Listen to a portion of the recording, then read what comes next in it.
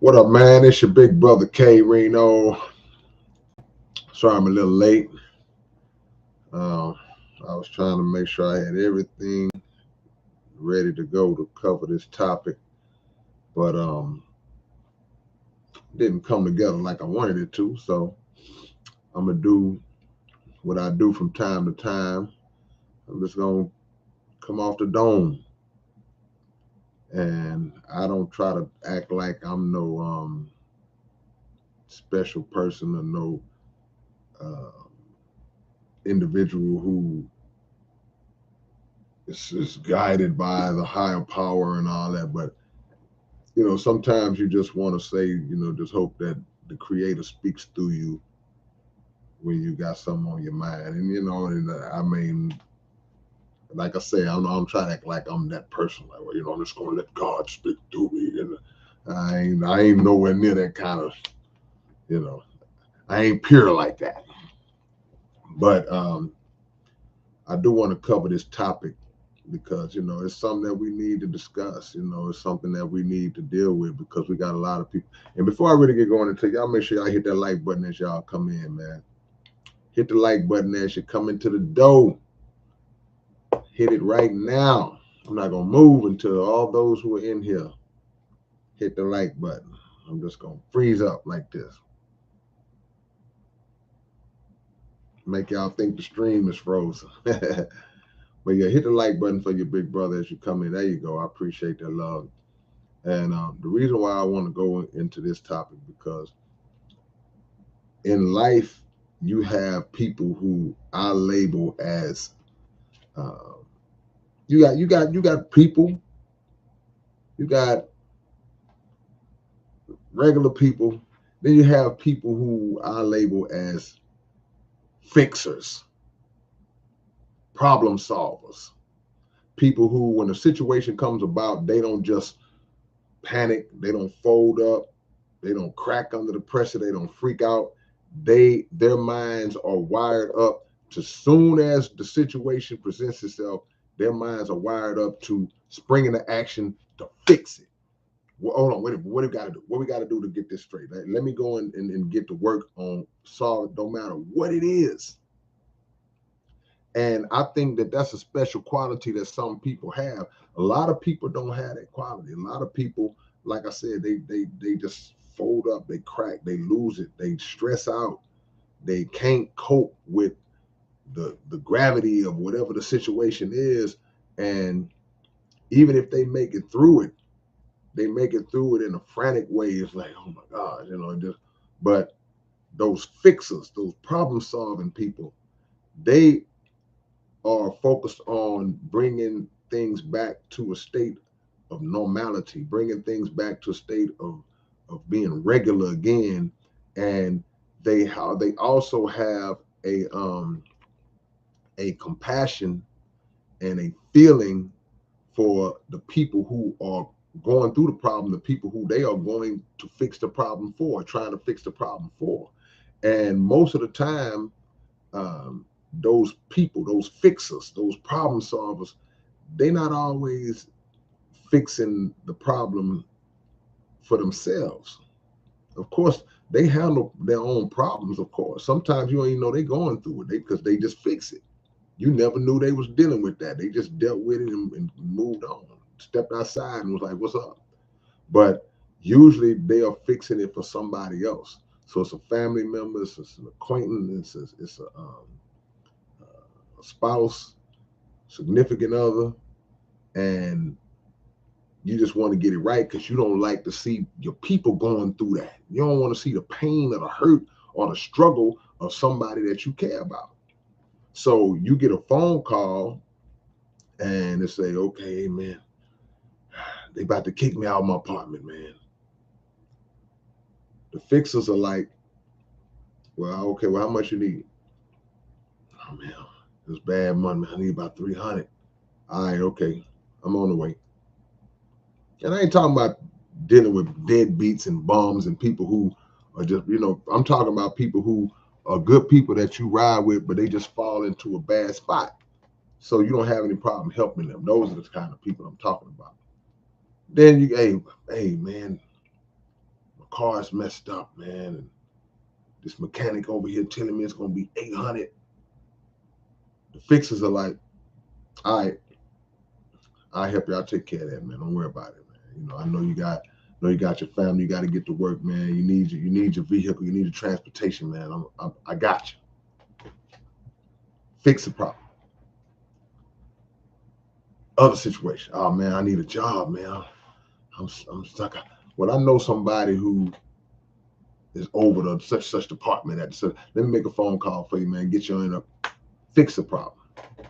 All these different types of situations come about, and people who are fixers, they, like I say, they thrust right into fix it mode to try to get it right because they want to help people that they care about. But those are examples of material things that can be provided to fix a problem, that could provide a solution for people who are going through a problem. Y'all got to follow me on this, man. But what happens when it's a situation or scenario that comes up and you're not able to fix it like that? Money can't fix it. A phone call can't fix it.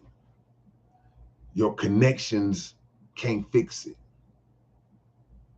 Your hands can't fix it. You know, some dude smack your sister upside the head. Your sister's boyfriend smack upside the head. You can go over there and take care of him. You can fix it. You can fix it. But what happens when you can't fix it? It's a problem that you just can't deal with. You get a phone call and it's like, well, man, hey, grandma ain't doing too good. Grandma ain't doing too well. He said, what's going on? He said, she ain't got much longer. It's like, man, you could be a millionaire.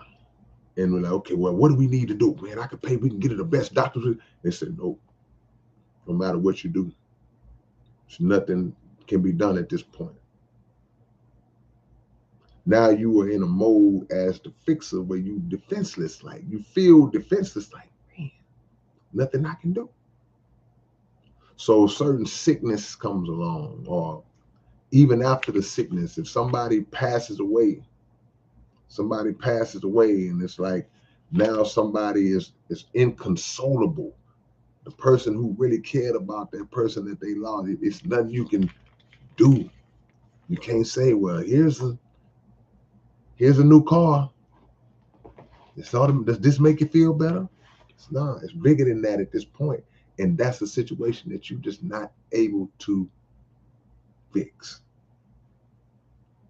So now the problem solver is in a dilemma. They're in a situation where they feel hopeless, helpless. It's like defenseless, nothing I can do.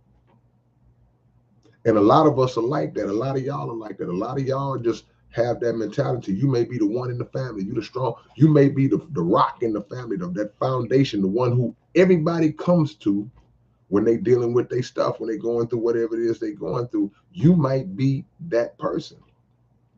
And what happens is over time, you start to realize that you are that person. And then, you kind of accept and embrace that role in the family. You embrace that role. It's like, yeah, okay, I'm the one. I'm the one that everybody comes to. And sometimes you are preemptive. You step in the scene like, what's going on? Because you're ready to fix it. That's your character. That's your personality. But there'll be times where you're just not able to get it done.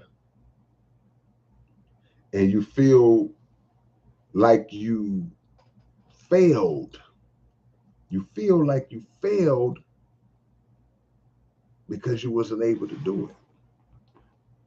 But you shouldn't feel like that, because the early solution, just to give it away early, man, is to understand that there are certain levels to certain problems. Just like it's levels to everything in life, even problems and difficulty exist on certain levels. And there will be things that will be totally in our power to rectify, But there'll be other things that are just beyond our power, beyond our control. And at that point, we got to give it to God. You just got to give it to God. You got to give it to God and let Him work it out. Let the process it and let Him work it out. And not beat yourself up because you're not able to do it this time. Picture a basketball player. He's a great player. His whole career, he averaged 30 points a game. He's just unstoppable. This guy, anytime we needed a big shot, anytime we needed a big play, this guy came through and did it. But he hurt his knee last year, and he came back this year, and now he's not the same. He can't get past people the way he used to. He can't dunk and fly through the air. He can't hit that big shot like he used to. He feels like he's lost a part of himself. He's worthless. Like, man, I'm no longer of any value. Well, the truth of the matter is, man, you put your time in and you've done everything that you can do, and the things that you were able to do, you always came through. You don't have to beat yourself up the few times that you're not able to get it done. Because one thing about it, we are not necessarily judged by actions. We're judged by actions, but we also judge by intentions. And I learned that valuable lesson from just years and years of going to the mosque in the Nation of Islam and the Muhammad Mosque, number 45, and different Nation of Islam events from years past. And like any places of worship, they will collect money. They'll take up a collection at some point during the meeting or during the service. And all of us who grew up in the church, whatever you come up in, you know how it feels when they pass that plate and you want to put something in it, but you just don't have nothing to put in it. It's like you see the plate 4-5 rows coming, and in your mind you like, man, I don't even have $1 to put in this collection plate. I don't even have $1 to drop in this basket. And we all been there, unless you just grew up having it like that. And the feeling you have, it's almost like a feeling of guilt that I'm not able to contribute to something that I believe in, to a cause that I believe is a good cause. I want to help. I want to help keep the lights on at the church, at the mosque. I want to help do that. I want to help if we trying to fix the crack in the roof. I want to help if it means, hey man, you know what? Let's bless the pastor. I want to help whatever the help needs to be done. I want to put something in it, but I don't have no money, right? And it bothers you. But guess what?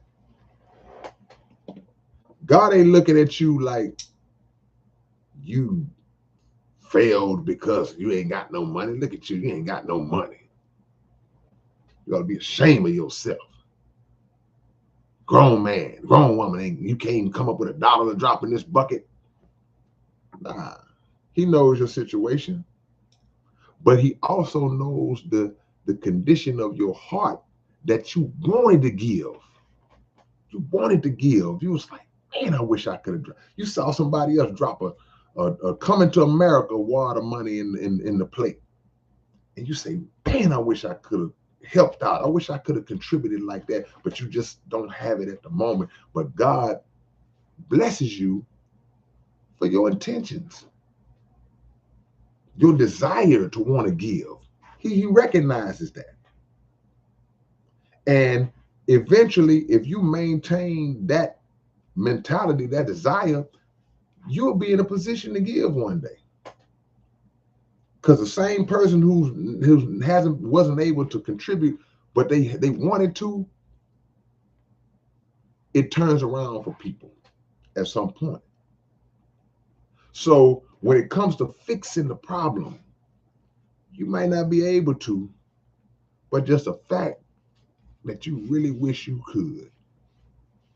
That in itself is something that's commendable, and that intention is something that is recognized by the Creator.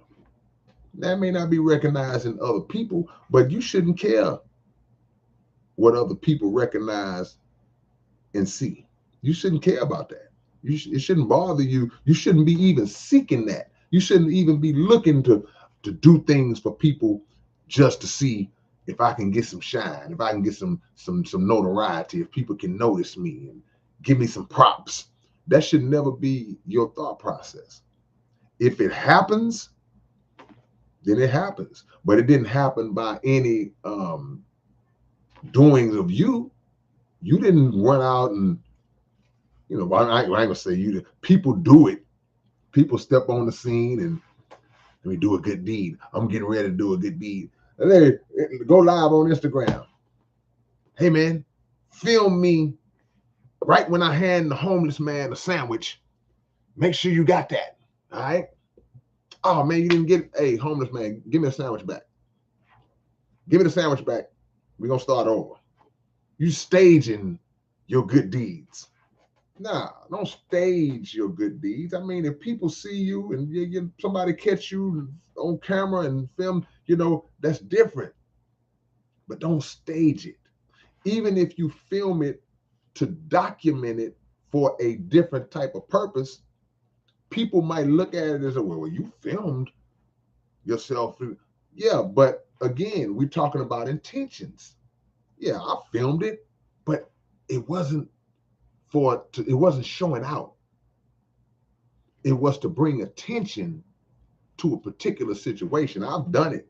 Others have done it. You try to document something else on a different level, but in the process, this is what you're doing. But even if people look at that like you trying to show out or you trying to be seen of men, God know your intentions. God know your heart. So don't feel like you failed if you're not able to fix every situation. Don't feel like you failed if you wasn't able to come through every single time or even one time. You just have to keep working towards being the best version of yourself and keep working towards helping people that you care about to do their best, because you can't avoid everything, but to do their best to not be in situations. It's just a painful feeling when people that you care about are going through something that you can't fix and you want to fix it. I ain't gonna hold y'all long, but let me see what y'all talking about. Miles Lancelot Thomas, appreciate the love, man.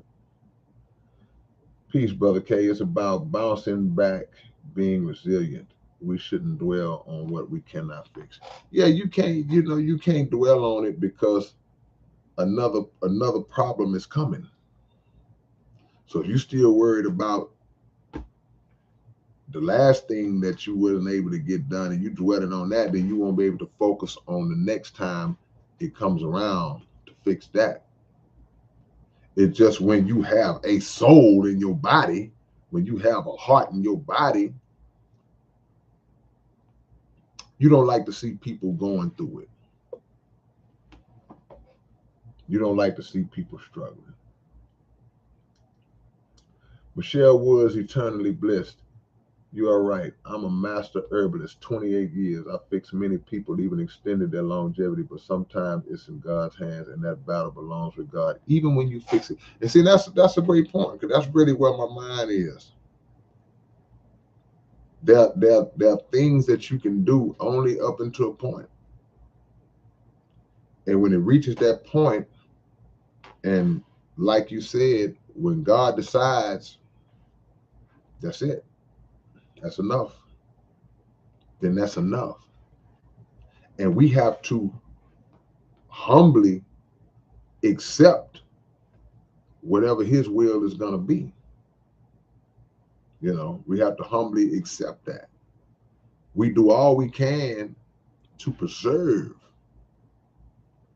that person, that whatever.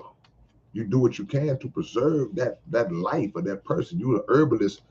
You are trying to be proactive in your attempts to help people live a healthier lifestyle, to take care of themselves. You know, you're emphasizing the importance of eating right. You're emphasizing the importance of avoiding certain bad foods. You're emphasizing the importance of healthy and safe natural herbs and supplements that will not contribute to making a matter worse. You're putting that in the minds and into people, but people come to you and have come to you at different stages of their condition. So if you catch somebody early, you say, well, man, dude, you're 23. If you start now on this type of journey, you can get a lot of longevity. But then there are other people who come to you at 52 and they already sick. They already got diabetes. They already got cancer. They already are pre this, pre that, right on the edge of this, right on the cusp of that, and dealing with other pre-existing conditions to where it's like you fighting against it, what was already in place. It's a tough battle. And sometimes you're able to uh, implement or present to them a regimen that can reverse or put what they're going through in a state of reversal or make it better, but sometimes it's too far gone. It's too far gone. Halfstein, we can't fix everything. Sometimes the only thing we can do is just be there. Yeah, that's absolutely right. When you reach the point where you know that something is inevitable and no physical or material action can be carried out that will save the situation, then like you said, the best thing to do is just to be a support system. To be a support system to the person who needs it. And that's a comfort. Ain't gonna fix the problem.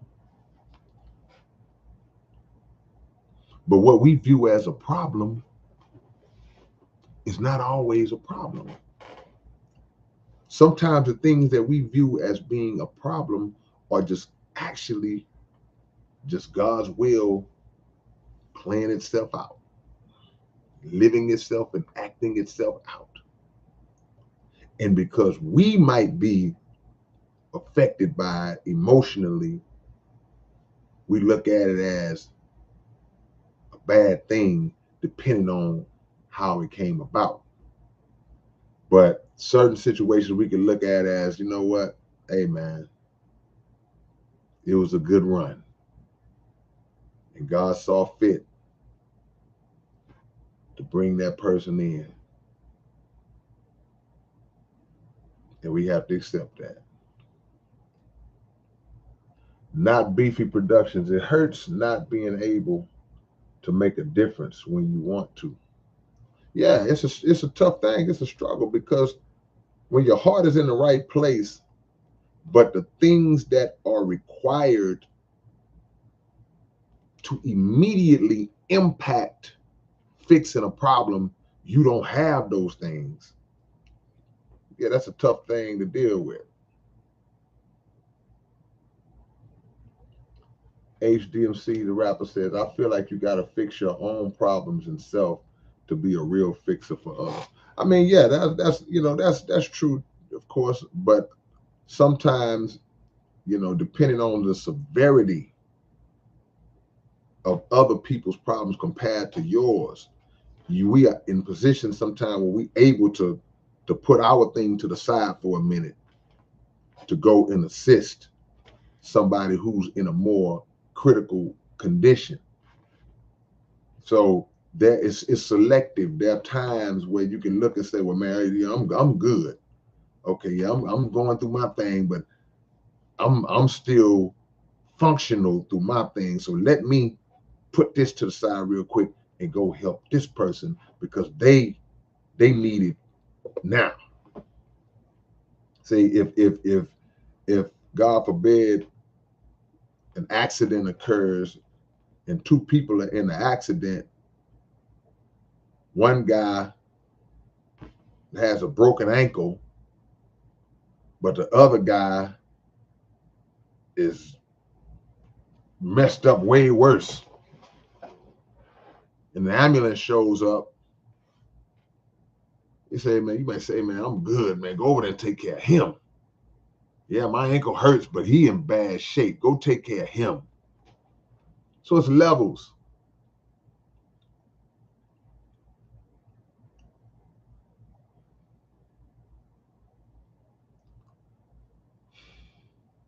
What happens when you can't fix it, y'all? What happens when you can't fix it?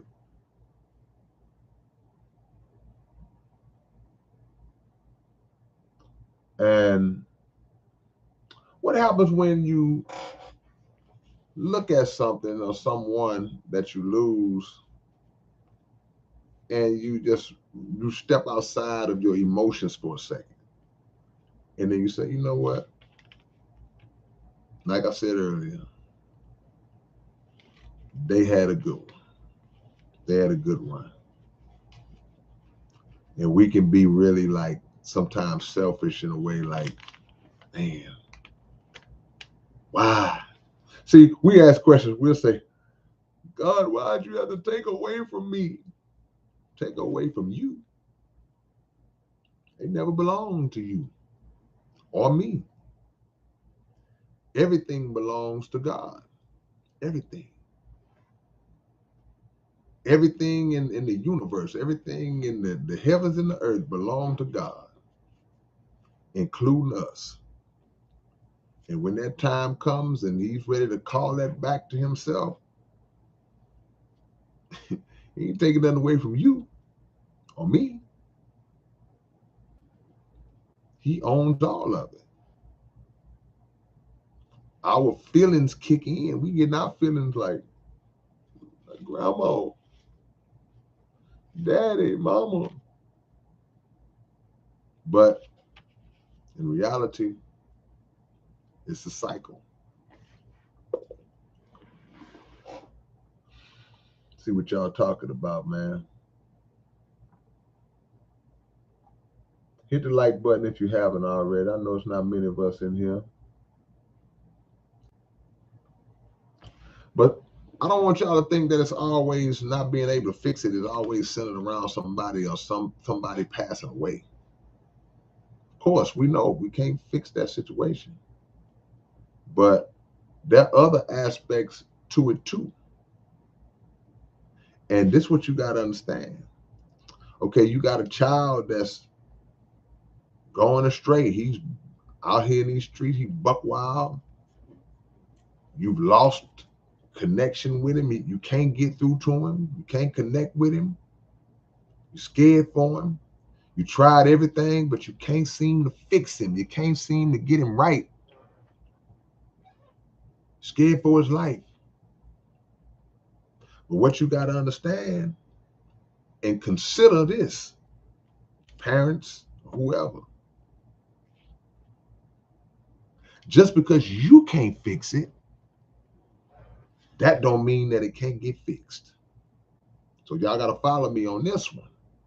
Because I said what happens when you can't fix it, what happens when you can't fix it. See? Yeah. You was riding down the street and your car broke down. You got a little knowledge of mechanics. You got a little knowledge of it. You hopped out, popped the hood open, looked in there, and okay, let me see. And you started messing around, and you figured out, man, this is beyond me. I can't fix it. So you take it to somebody else who has a little more expertise than you, and they fix it. So just because you can't fix it doesn't mean somebody else can. So even if when it comes down to your own children, it might be a situation that you just wasn't able to get through to them. Like for some reason, y'all didn't connect. He tuned you out. She tuned you out. She ain't hearing you, but somebody else come along and provide and offer words of encouragement or solutions that they take right to, or they deposit a word in that child that unleashes instantly, or there's a different kind of positive influence that they take to because somebody said the same thing that you told them, but they just relayed it in a different kind of way that was more acceptable to your child. So what do you do in that moment? Do you get mad? Do you get jealous? Do you get upset? You want to listen to me, but you would listen to him. Or do you say, whew, man, thank God. I don't care how they take to it and change for the better, just as long as they do. That should be the mindset. Like, shouldn't care who saves your child from the streets. Don't care what happened. Care if a crackhead came, sat him down and started talking to him, and man, what made Junior change? Man, he sit outside and talk to that crackhead every day. I don't know what that crackhead telling him, but it's working. And he ain't even smoking crack. So at the end of the day, the solution don't always come through you. And we get in this mind frame where we got to try to carry the whole weight of the world on our shoulders. And we just feel like, I got it, I got it, I got it. When you turn into the I got it person in the family or in the circle, wherever, at the job, whatever, I got it, don't worry about it, I got it. And usually you do, but one of these days you're not. Not gonna have it. And how do you handle that? Because one thing about a person who's a fixer carries a lot of internal emotional um, stress that's piled up because they're taking on the issues of everybody around them, and they are depositing those issues and those struggles and those vents, people venting to them and ranting and saying everything. They're depositing all that into themselves as like a receptacle, and it brings you down sometimes. But you're not going to deny anybody you care about the opportunity to lean on your shoulder when they're going through it. It's like, come on, yep, that shoulder gets stronger and stronger. But it's getting stronger because you're developing the ability to bear the weight of everything that comes on from other people. But at the same time, it's getting stronger, it's getting weaker. Because you're like, man, it's a lot. Taking a lot in. See? King Africa, we are God experiencing itself from individual. We are God experiencing itself from individual perspectives. J. Doe says you must accept it. I believe anything you want to manifest, you can speak it and it shall come to be. Well, you can speak it, but you better work it. It's one thing to just say, I'm gonna this, I'm gonna that. That ain't how it always, that's not how it works. You speak it, then you look at your watch like, any minute now, I just spoke it, it's gonna happen. I'll be living in the mansion in 15 minutes. Nah, you have to work it. See? Faith without works is what? See? You gotta work it. And I'm sure you know that. But it's more than just speaking it into existence. Speaking it is the second step. Speaking it is the second step. What's the first step? The first step is thinking it, conceiving it. See? The thought comes before the words. Then, so speaking it is the second step, but the third step is working it. You got to work it out. Got to make it happen. You can't just say it. Hackers that help learning. When you can't fix it, fix it. That's a good way to look at it. But that's usually what problem solving people try to do. A problem solver is like, man, when they find themselves in the middle of a struggle trying to fix it and they can't do it, they double down like, I got to figure it out. But again, this topic is based around those moments where you did all you can do. You did everything that you can do. If there's a surgeon working on a patient, they're trying everything they can to keep this person alive. He rushed him in emergency surgery. They doing everything they can. Cut him open, remove this blood transfusion. They doing this, pumping him. They doing everything. Then at some point it reaches a point where it's like, can't save him. Nothing I can do. See, we're like that with people. You tried everything you could try with somebody. You gave a person every moment, every opportunity, but they didn't take to it. They didn't take to it.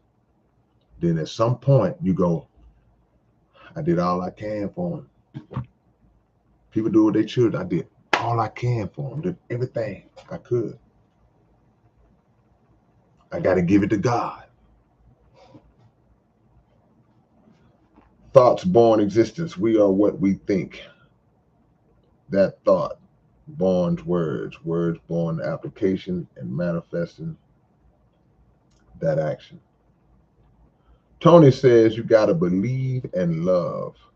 Greetings from Viking Gypsy. You got to believe. But you got to, again, you got to accept. You got to accept God's will in certain situations if that's what it is. And you know, even if it definitely is, it's a matter of which version of his will it is. And I'm feeling some kind of way because I'm feeling some kind of way today. I can't lie.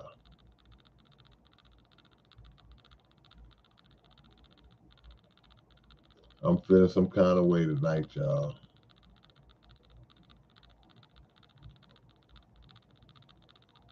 Y'all hit the like button if you haven't already. I ain't gonna hold y'all long. I'm not gonna be on here long tonight. Not gonna be long tonight. I just want to make y'all understand, man, that the basic understanding is do the best that you can. Do the very best that you can in whatever it is that you're doing. Give the best efforts to be better people towards other people. Don't be rude and dismissive and ugly to people just for no reason. You don't even have to be. You just somebody speak to you, you mad. Give people what they give you in terms of positive energy. But even sometimes when they are in a bad mood, when they not coming off like what you believe, like, man, that was rude. Don't let that alter your way. You still be a positive reflection. even in the midst of the negativity. I ain't gonna make you don't let them turn you into them. You do your best to turn them into you.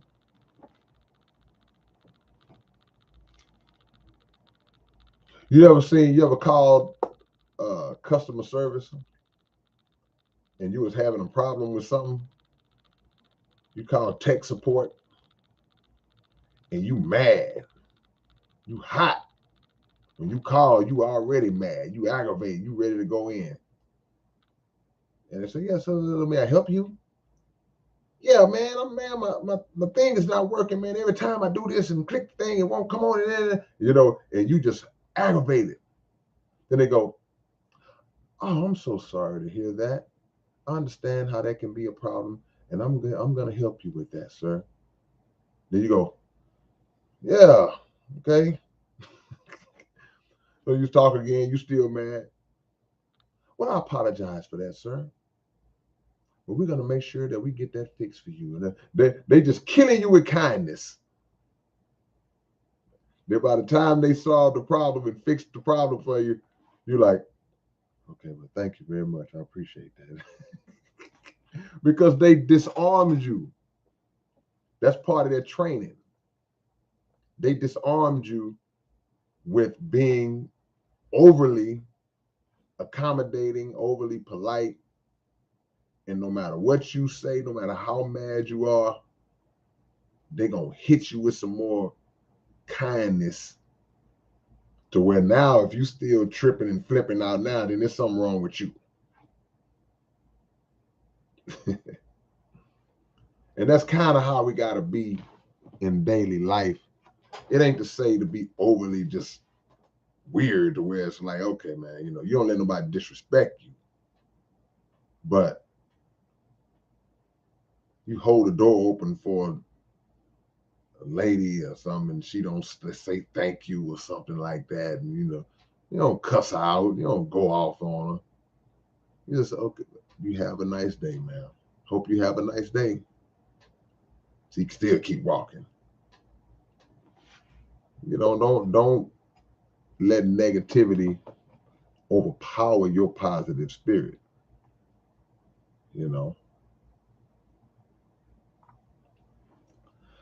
See what y'all talking about.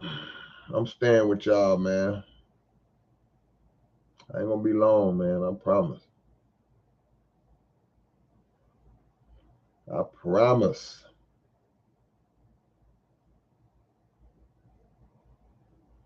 Jado said, "Peace to the homies in jail."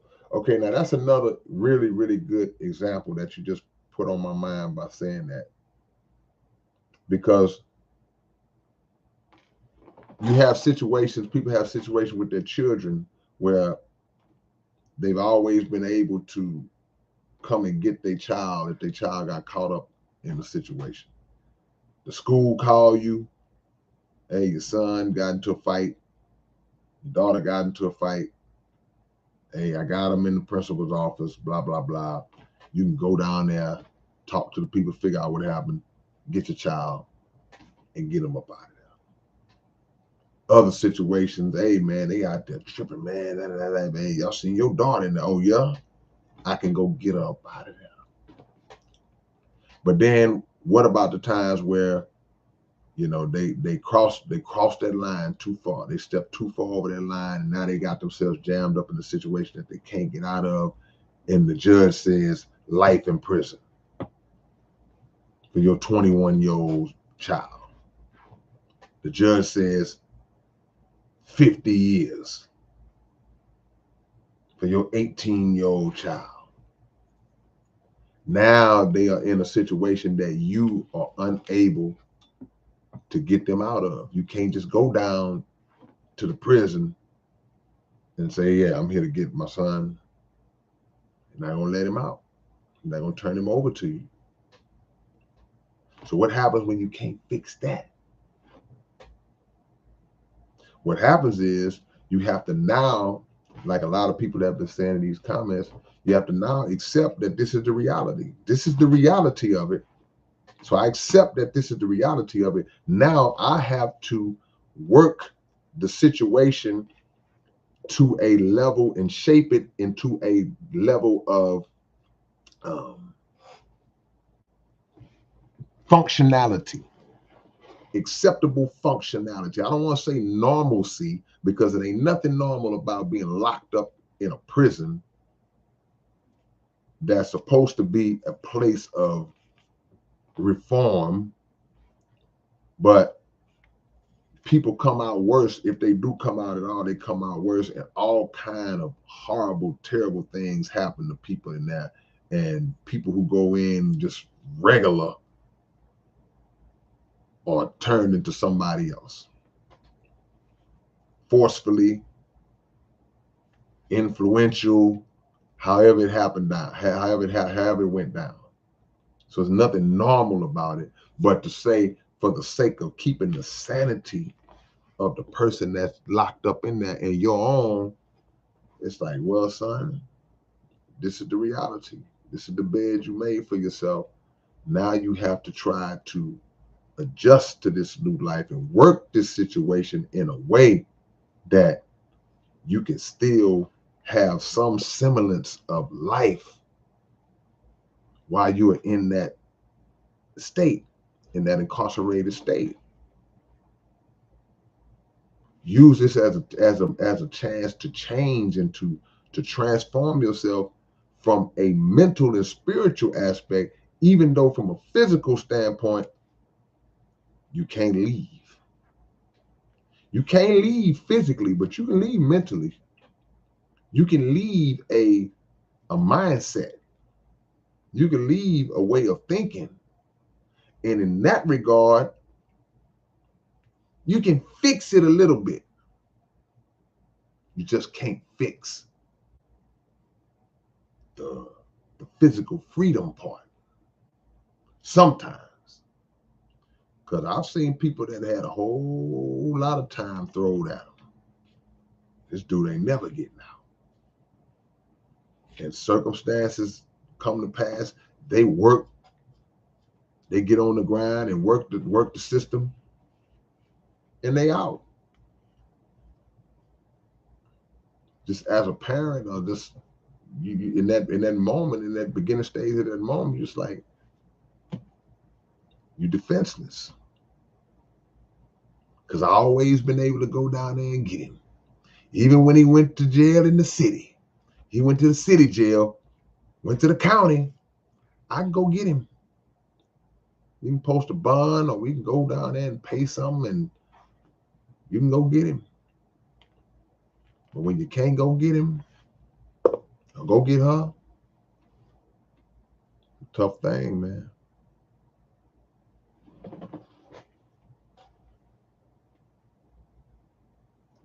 Is that Kai Vaughn? What's going on, man?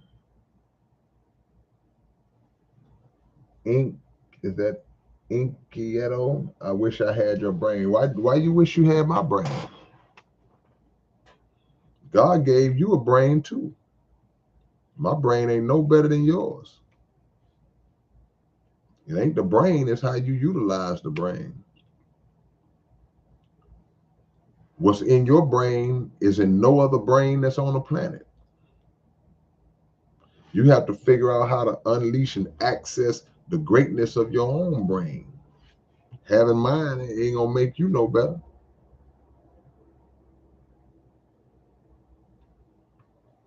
Ungrateful ninja. Well, we not on that topic tonight, ninja. As you can see, we got a topic tonight, and we're gonna stay on that.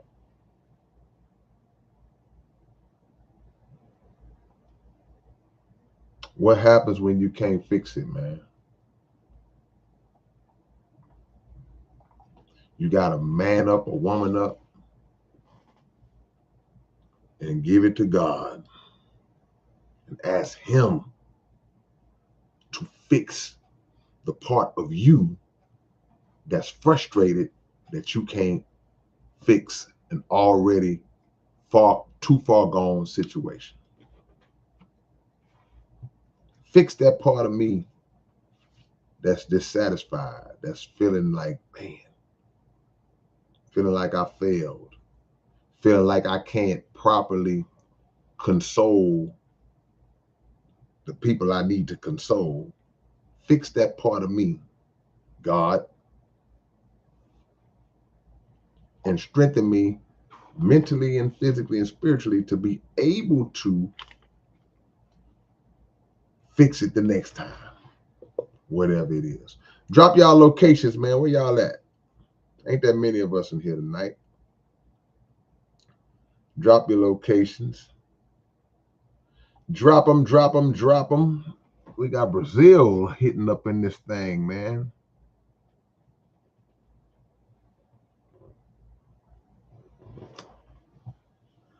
Michelle Wood says, you also got to be like Rocky Balboa in the ring. Try, try, try. Don't give up. And then hand it to God. Yeah, you do your best. That's all you can do. Our best reaches a point where it's okay, that's far as I can go. But the Creator, it's limitless. So we got Brazil, we got Cincinnati, we got Cali, we got Great Britain, we got Texas, we got Wisconsin, Miss Lady Sample, Tony, Center of the Swamp, called Finland. Jovan, what's going on, nephew?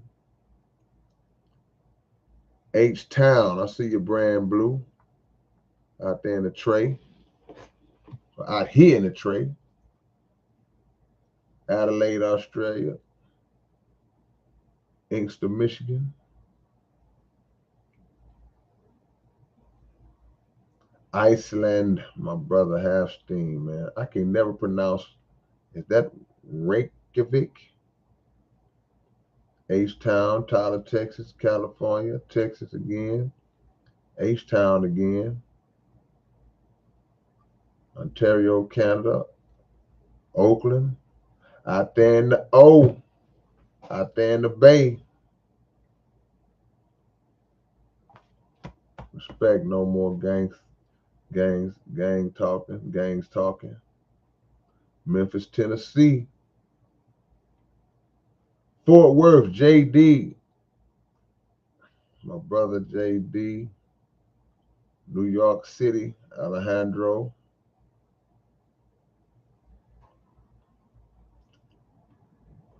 Andromeda Galaxy. I stand 80 kilometers from Andromeda. If I wanted you bad enough, I could spot you and throw the sun at you. Naburu, Tyler, Texas. Texas representing hard up in here. Yeah, man. Another thing that we can work on. Well, y'all quick with them titles. Okay, is that S. Ravino? I didn't even know what song it was from. I just said the words. Another thing we could do, man, for the people we care about, we start in on them early, man. Giving them the game in terms of things to do to prevent situations from happening. Because a lot of times when you a fixer, when you're a problem solver, it affects you more than the person you helping on all levels. Because like I say, when that weight imposes itself on you, then you like, damn. But even from a material level, if you're the one that's always loaning out money and helping people, bailing them out, you the stimulus, you a walking stimulus package for people. That takes a toll on you, man. Takes a toll, man. But another thing to think about when it's a situation you can't just immediately fix, man, especially as it relates to people when you lose somebody, you lose a loved one, the reflection on their life, just reflecting on their life, legacies, the things that they have contributed to the world. And if they are not a world figure like that, the things that they have contributed to your world. You think about the things that they've contributed to your world, how they made you better, how they helped you get through, how they helped you in times of need. And when you think of it on that level, you view it from a perspective of this individual was a blessing to me that God allowed to be in my life, to be in my world, to help me. Not saying that that was their only purpose or that's their exclusive mission in life was to help you, but that was part of it, or that was a major part of it, because they had a life they was living too.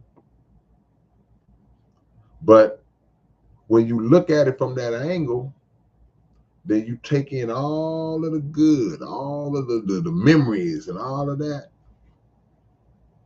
It's easier to kind of cope with. That's for me, that's when you just kind of laugh. You just kind of like, you get a laugh out of like, yep,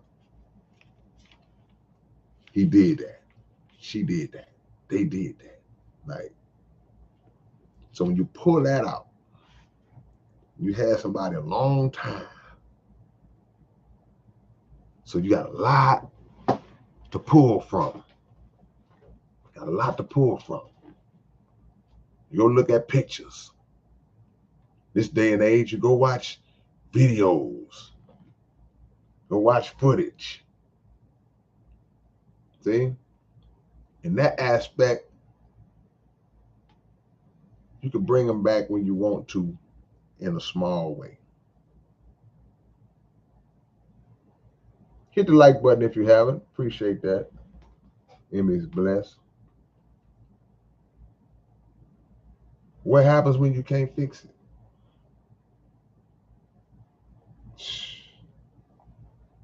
Keep on living, man.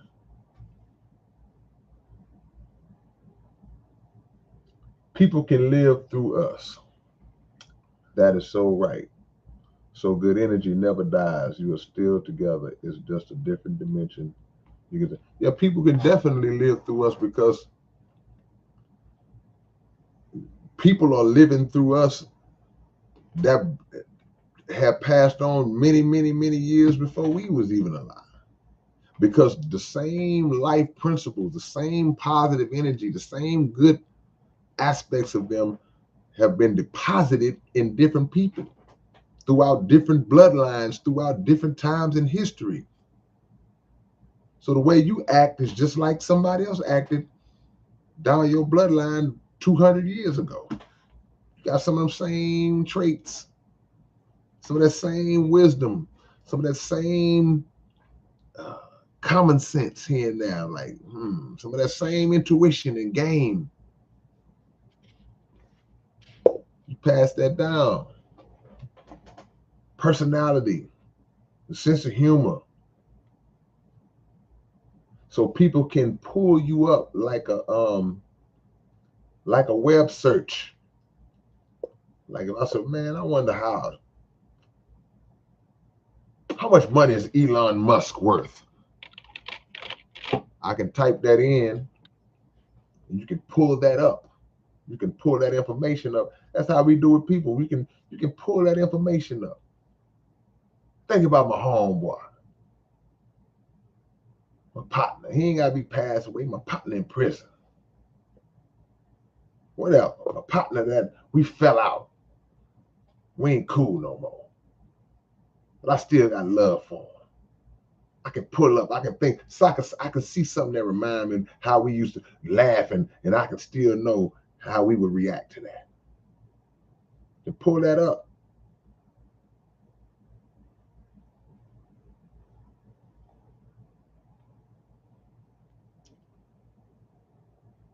What's up, Jeb? Jared Bentley, what are you apologizing for? What did I miss? K Love up in this thing. Sleek! Man, Sleek. Hold on, Sleek. Real quick. I'm glad to see you, brother. I went up there looking for you one day. I couldn't find you. Sleep, do me a favor. Do this right now, Sleep. That's my email address. Send me your number. I don't have your number no more. Email me, Sleep. Like, do it like rat now. R-A-T, rat now. I need to come holler at you.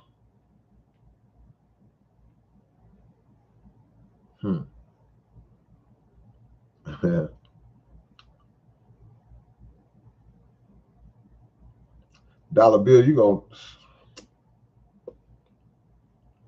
gonna body slam me when you see me. I already know.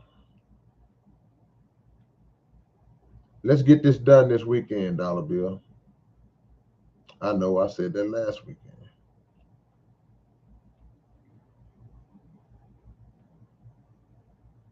Strictly business. Stay blessed too, man. I think what happens when you can fix it, one must evolve and change with what we can't fix. We move forward and stay positive, be there for each other. Yeah, because when you used to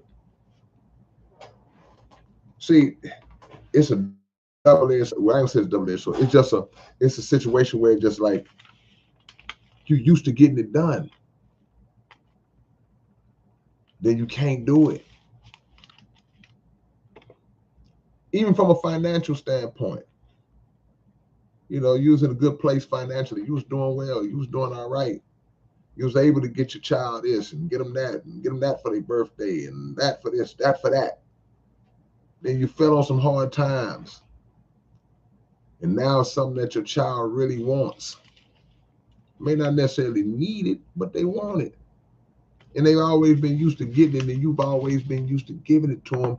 Now you just, right now, can't do it. Money kind of funny right now. Can't do it, son.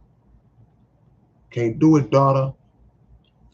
And children, especially younger children, even older children, they don't really process that. Like, oh, what you mean? What you mean you can't do it? You can't do it. Sorry, it ain't in the budget right now. What's a budget? And the feeling that you have, like, man, they got to be a crushing feeling. They got to be a crushing feeling because you couldn't come through. But that's just a reality. You don't beat yourself up behind it. Life does this.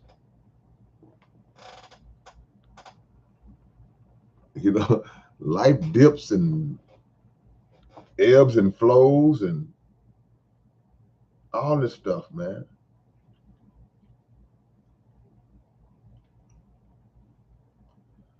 Omni Light Studio says, well, there's infinite and eternal. And they are very different, like the difference between a circle and a sphere. The infinite is, the infinite is an empty circle. The eternal is the complete sphere.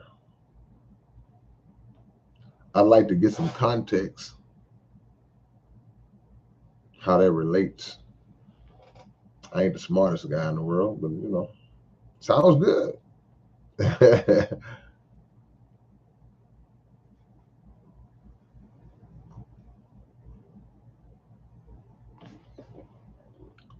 Is that Sire? Sire? Oh, that's Sire. Sire. I'm sorry. What are we talking about? I think the topic title is y'all. Can y'all see the title?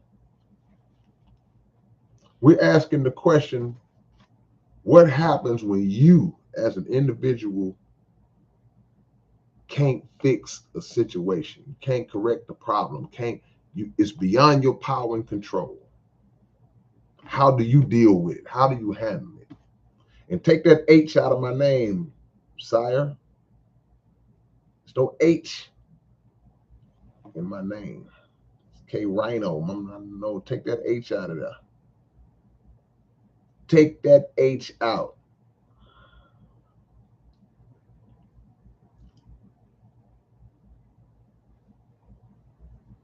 Uh-oh, here we go. We done y'all are not finna turn this topic into a whole different thing. Because now y'all going into space and time and the space-time continuum, and this will have nothing to do with what we talking about. And if y'all can make it have something to do with it, I would be very impressed to hear how y'all do. This is the topic. Oops. Excuse my bad typing skill.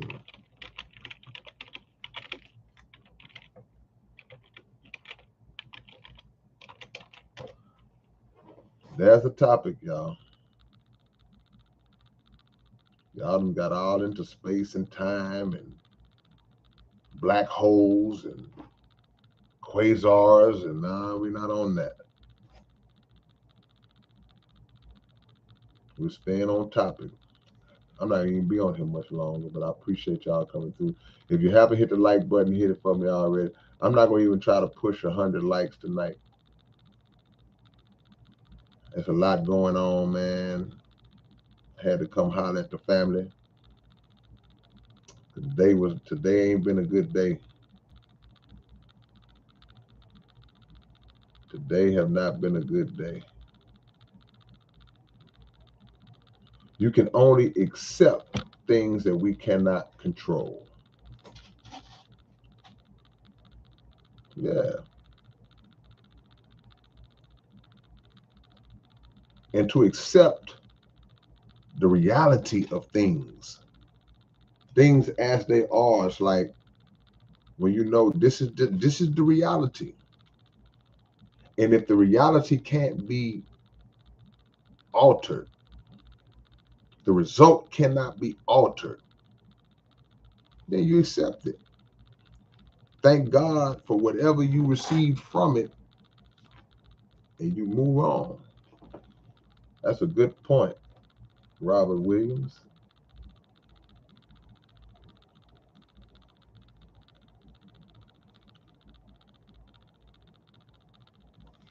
Marcus Ribeiro, you can't stop to fight. Let it go and put your focus on something you can control and do better.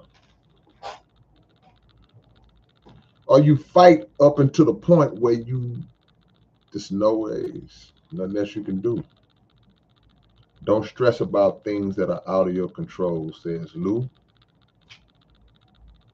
Well, you can stress about it. I think it's something natural that comes up in you, that the stress hits because you care.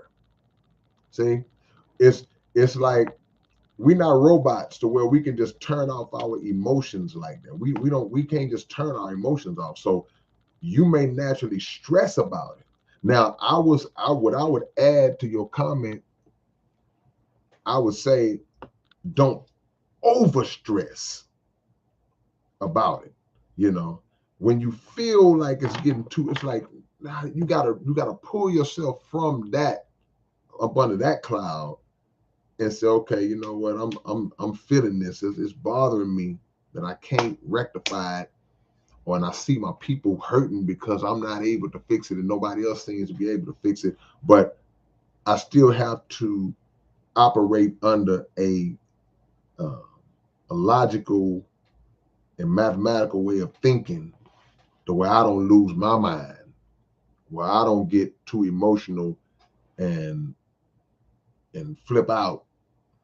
So don't over stress. Stress will naturally come up, and when the natural levels of stress come up, you put them in check. When you don't say, "Man, I'm not going to allow myself to just go crazy." But I get where you're coming from.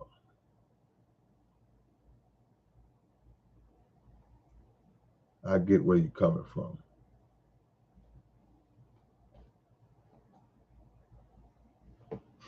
I remember something I read before. If you can't do something to fix it, or if you can do something to fix it, my bad, do it.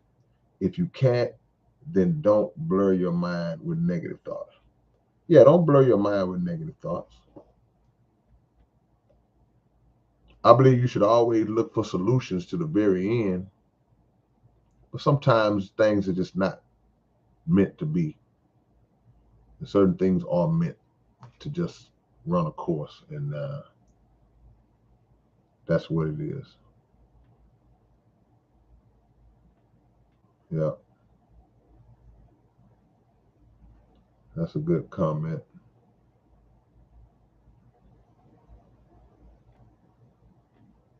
Exists. What's going on? Nothing hits as hard as life. Yeah, that's right, Tony. Daniel Rogers. Don't forget about the law of unintended consequences.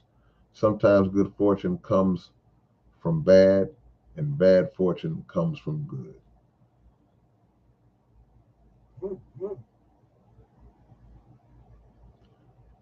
We are born into this reality, and we can do something to change it. We can shape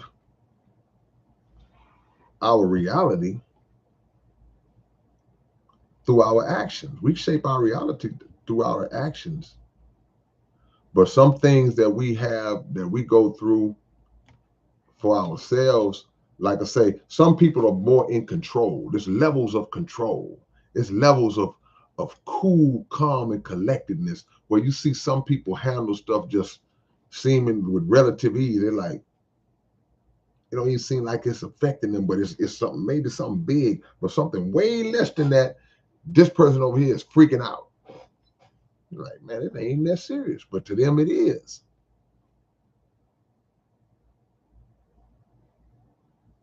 See?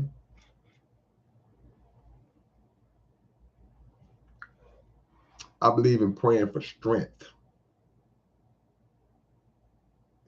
Pray for strength and understanding and wisdom to guide you through whatever it is that has you confused, has you perplexed, that you can't fix.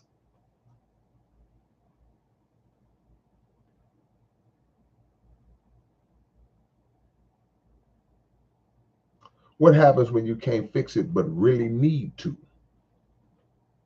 You keep trying and trying and trying until you make progress. There's no point in giving up. If it's something important, you need to fix it.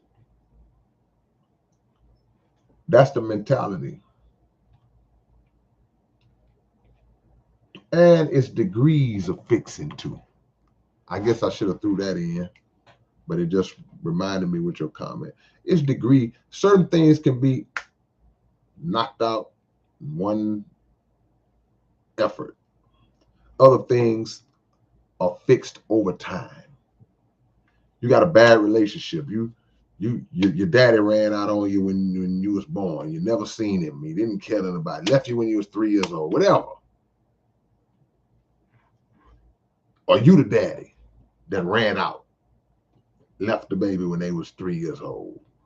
Didn't want nothing else to do with them. Just came out missing. Now the child is no longer a child. He's 29. And now he's 29 and you've had a change of heart. You felt guilt.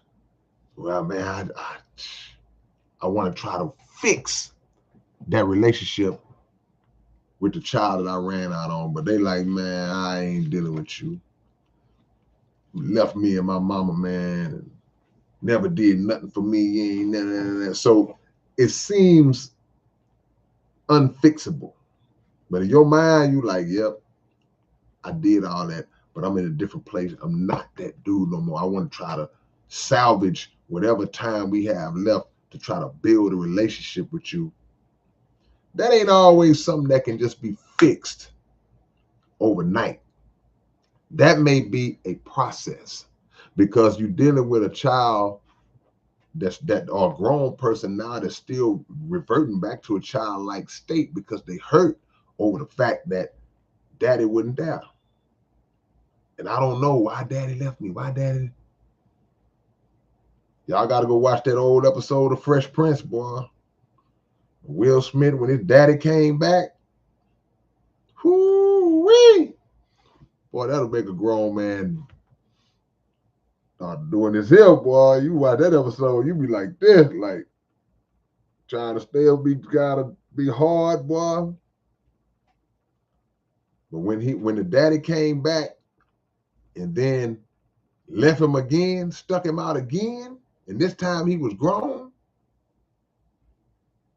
he processed it a little differently. Then he reverted right back to being a little child again. He said, how come he don't want me, man? Boy, when he hit that, y'all, man, if y'all watch Fresh, y'all know what I'm talking about, boy. I don't care what y'all say. I done had this conversation. I don't know what topic we was on, but this came up another time on one of my other lives, and it was relevant. Boy, when Will Smith hit that line, when he hit that, how come he don't want me, man? When he hit that, boy, whoo, I had to do this. I was like, because boy, he played that role, boy. He played that role. But the point I'm making is that he reverted back to being a child because all he wanted was his daddy. So he was trying to allow his dad to fix it. And his dad was giving the impression that he wanted to, but in reality, he wasn't committed like that. He wasn't committed. So situations like that, those kind of situations take time. Certain things have to be fixed over a period of time.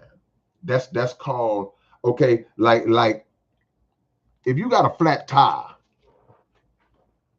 you can fix flat tire, just bang. Spare jack it up, blah, blah, blah, blah, fix your flat, back on the road.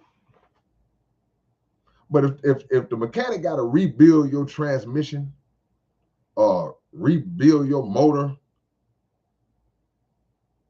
he might have to keep your car for a couple of weeks. That's over time because it's a bigger problem. So certain things have to go through that process. And hopefully, after it goes through that process, at the end of that process, then there's some fixing that has taken some, it's been rectified. But if it haven't been, you gave it a shot. You gave it a shot. The third vine said, I'm going through something like that. And we were doing good, but her mom stepped back in the life and poisoned my child's mind. So we still trying to work through that too. Yeah, man. I mean, it's always oppositions to the rectifying process. I think I just need to do a whole live on that topic one day. The dynamic between people who never wanted to be in a child's life and just burnt off compared to those people who were wanting to be in a child's life and was pushed off. Not just men being pushed off by women, but women being pushed off by men. Men do that type of stuff too. But that's another story for another day. Jared Bentley just opened it up on a different level. I fixed every hardcore drug addiction I ever had. Crack, meth, ecstasy. By the time I was 15, I had done almost every drug under the face of the sun. Acid, mushrooms, pill, coke, smoking weed daily. And that's a good fix, because the other side to that we haven't touched on is that we say, what happens when you can't fix it? If you are the it that you can't fix, then the answer to that question is you out of here. So that's a good point to speak on self, to speak on the problems that you had for yourself that you were able to say, okay, I'm gonna take this on. I chose to do these drugs, but I'm gonna also make the choice to get myself off of these drugs, and at an early age. I'm of the belief, man, I ain't got to be right. I have no scientific proof or evidence, no type of study, none of that. I just feel like when we're younger, even though we're less mature, in a lot of cases we're not even developed yet.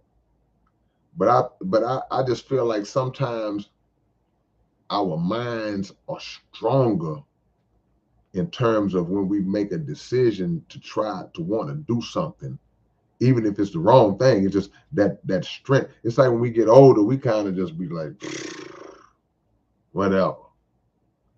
But to say at 15 years old, it's like, man, I beat all those addictions at 15. You set your mind to it and did it. Like when they'll say, I've heard somebody say that the older you get, it's more difficult to learn like a different language or certain little things that it's more difficult to learn that you pick up easier when you're a child.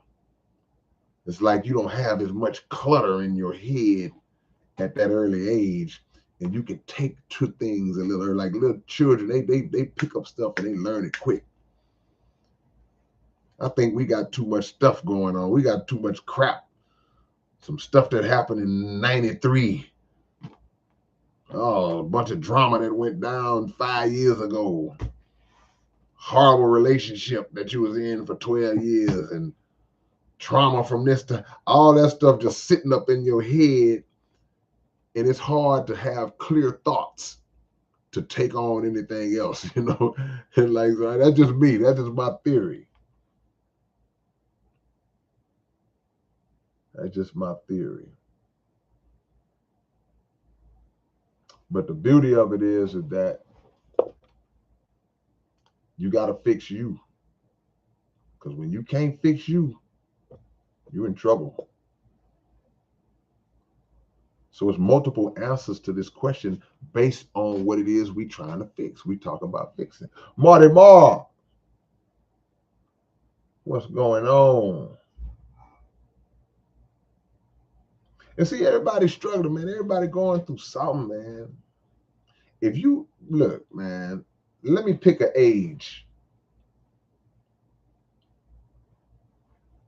And I know people younger than this be going through things, but if you are 20 and up, you going through something in this life, in this day and age, this time that we living in. If you 20 and up, you going through something. But guess what? Like I say, that's just the number I started with, man. It's people that had it hard out the gate. It's people 8, 9, 10, 11, 12, 13, 14, 15. They going through it right now. But everybody's going through something. And a lot of us are going through the same things, just maybe different levels of it, different variations, different variants of the same problems. See? And a lot of our problems that we want to fix it. Because a lot of the things, like when a lot of people on here talking about drug addiction and like Strictly Business just says cigarettes and all that. See, these are self-imposed habits, bad habits. These are not things that life just afflicted us with. Now, there may have been things that life afflicted us with that led us. Oh man, I'm smoking a cigarette. Man, I'm gonna start drinking, man. I get to take my mind off. Life may have led us to feeling like we had to do that as an escape. But at the end of the day, these are still self-imposed addictions, self-imposed bad habits. We put this on us, So the same way we put it on ourselves, we got to take it off. Did nobody wake up? You're a grown man. Did nobody wake up and put your shirt on for you? You woke up, picked out what shirt you was gonna wear, put that bad boy on, and at the end of the night, you gonna take that shirt off. Nobody gonna come take it off. So the same way you put that addiction on yourself, if you want to remove it, you have to take it off. And it ain't no 12-step program. It's one step. One step. What's the step? How do you spell step? S-T-E-P?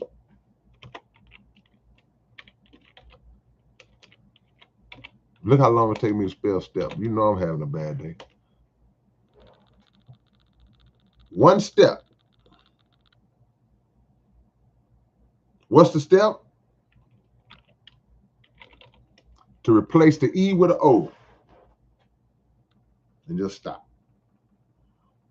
You replace the E in step with an O, and you stop. You ain't got to go through all these different programs. And if that helps you, then that's fine. But the key is just stop. Easier said than done. But that's the best way to do it. Montana up in this thing, man. 4-6, I see you. Life is about lessons and transformation. See, we live in a world, man, that creates every illusion that we want to bathe in. Whatever it is we want to bathe in, here's an illusion. Here's an illusion for you. Want to get high? Want to feel like you floating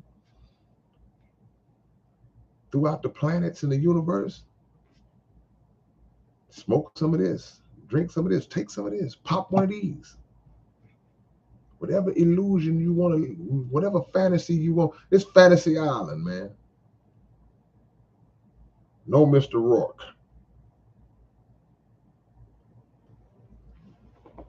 We have to know how to turn down the enticements. And man, I see you going through stuff, but try some of this, boy, to make you feel, take your mind off what you're going through. Nah, I'm gonna let you have that. Because yeah, it's gonna take my mind off of what I'm going through for a minute, but boy, it's gonna create a whole other set of problems for me. So now you're trying to fix a bunch of stuff. Man, we might can get to 100 likes. Who ain't hit the like button yet? If you have not hit the like button yet, go ahead and hit it right now for your big brother. If you haven't hit the like button yet. We got some new people in here that don't know the rules about staying on subject. We not getting off subject. So it don't do no good to come in here and ask me about anything other or to talk about anything other than what we are talking about right now. Y'all got to catch me on open topic. If you haven't hit the like button, hit it right now. We're asking the question, what happens when you can't fix it?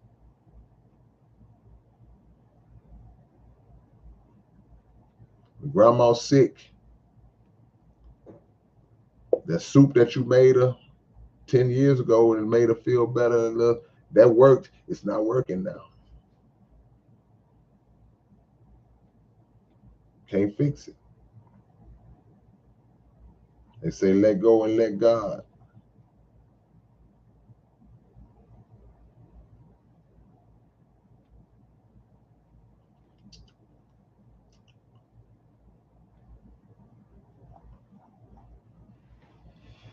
You only get one vessel, man. You got to treat your body the best way you can. Ain't none of us perfect at doing that. But you got to treat your body the best that you can treat it. You're going to mess up. You're going to make some mistakes. We all do. But you got to treat it the best you can treat it and pray that you have not, in your ignorance, done anything that is irreparable Anything that you can't fix to yourself, mentally, physically, spiritually. We have people who have gone to fight in some of these unjust BS wars that the United States have created over the years.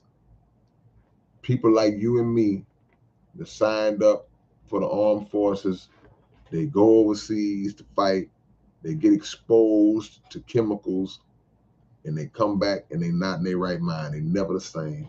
And the family members and the parents, like, oh, man, my son is messed up. And it hurts them because they may have suggested that Junior go to the Army. They may have suggested that Junior go to the Marines and hey, well, do something. Can't be over here. If you ain't gonna work, you get over there. And then their son comes back like that. Son comes back amputated legs or some legs got blowed off and like, so that's a guilt and I can't fix him now. His mind ain't right. He walking around in the middle of the night, walking through the house. Everybody's scared because he's walking around 3 in the morning when everybody's asleep, cocking guns and stuff. See, these are realities. These are real live realities, man. Give me 10 more likes, man. I can get out y'all way. Give me 10 more likes. I can get out y'all way. Marty Marr, we just got to worry about what we can control. Yeah. That's been a common theme. It's true. Walaikum salam. Is that Saifuddin?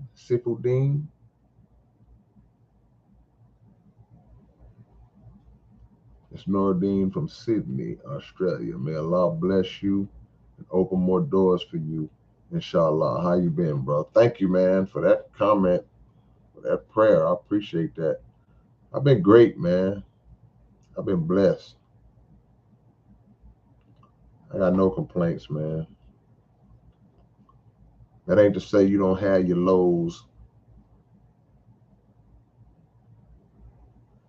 Adam Anarchy, I'm slow to reply. I was eating, but I wanted to add, it's also natural for kids to learn quick as a survival adaptation. They need to learn quick so they don't have to keep being taken care of. Jeb says it's like the two wolves, the good wolf and the bad wolf. The bad wolf never wins. He starves himself to death for his lusts and addictions. The good wolf will live and eat and survive. Which wolf am I gonna be? Y'all dropping analogies and stuff. Give me 5 more likes. I bet y'all can't do it if you haven't hit it already.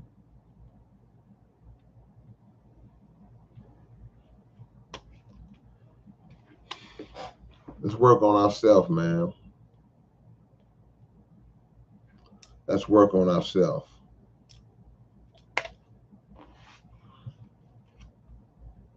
The power of the mindset can fix a lot, says Michelle Woods. How do you fix the fixer, says J-Do. Because the fixer needs to be fixed sometimes. See, my minister always says, who counsels the counselor? Whose couch do the shrink lay on? Because again, like I said earlier, you take in so much. You accept the weight of the world, of all the people around you. You take that in. You take that weight in. And if you don't have an outlet,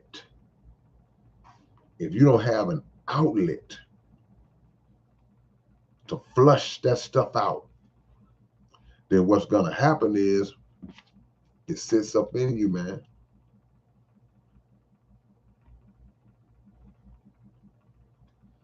So the fixer needs to be fixed. Somebody got to talk to them. Man, y'all got me to 100 likes. Boy, I tell you, I knew y'all had love for you, boy. Knew y'all had love for me. That's all I wanted to get to 100. I'll tell you I wasn't gonna hold y'all tonight. I'm not gonna be on here no 2 hours and all that stuff tonight, man. Blessings to y'all, man. All right.